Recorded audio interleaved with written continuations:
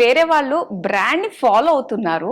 So మరి మీరు brand ని క్రియేట్ చేస్తున్నారు, సృష్టిస్తున్నారు. సో మీకు ఆ ఫౌండేషన్ కానీ ఆ క్రియేటివ్ టూల్స్ ఇవన్నీ కూడా మీరు ఎక్కడి నుంచి తీసుకోవడం జరుగుతుంది అంటారు అసలు? యాక్చువల్లీ ఆ బ్రాండ్ అంటే నరేటింగ్ ఏ స్టోరీ, ఒక కథ చెప్పగలగాలి. ప్రతి కంపెనీకి ఒక యూఎస్పి ఉంటుంది. ఆ యూఎస్పిని ఎలా చెప్పాలి మార్కెట్కి? ఎందుకంటే ఏ కంపెనీ తీసుకున్నా అడ్వర్టైజింగ్, బ్రాండింగ్, మార్కెటింగ్ ఇవి లేకుండా ఏ కంపెనీ ఉండదు. ఒక ప్రొడక్ట్ ని తయారు చేశారంటే ఆ ప్రొడక్ట్ మార్కెట్ లోకి తీసుకెళ్లాలంటే ఆ మార్కెట్ లోకి తీసుకెళ్ళడానికి మేము ఒక సాధనం, అడ్వర్టైజింగ్ ఏజెన్సీస్. సో దీనికి రకరకాల ఫిల్మ్స్ చేస్తుంటాం. అందులో మొదటిది యాడ్ ఫిల్మ్స్. యాడ్ ఫిల్మ్ చేసేటప్పుడు we have to narrate A brand story. ఒక కథ చెప్పాలి, దాంట్లో ఎమోషన్ ఉండాలి. ఆ ప్రొడక్ట్ కొనమని చెప్పడానికి ఒక ఫిలాసఫీ తయారు చేయాలి దానికి.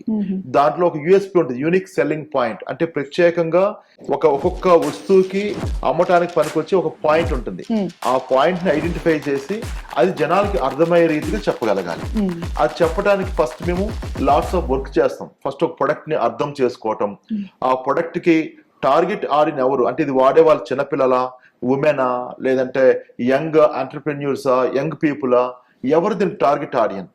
ఆ టార్గెట్ ఆడియన్ కి ఎలా చెబితే ఆ కమ్యూనికేషన్ వాళ్ళ మైండ్ లో కూర్చుంటుంది. ఇన్ని రకాలుగా ఆలోచించి కాన్సెప్ట్ డెవలప్ చేస్తాం. దాని తర్వాత ఆర్టిస్ట్, దీనికి ఏ ఆర్టిస్ట్ పనికొస్తారు, వాళ్ళకి ఎట్లాంటి గెటప్ ఇవ్వాలి, యాక్సెంట్ ఎట్లా ఉండాలి, ఇవన్నీ కూడా డిజైన్ చేసి వీ క్రియేట్ అడ్వర్టైజ్మెంట్. దీన్ని మార్కెట్ లో తీసుకెళ్లడం ద్వారా ప్రమోషన్ జరుగుతుంది.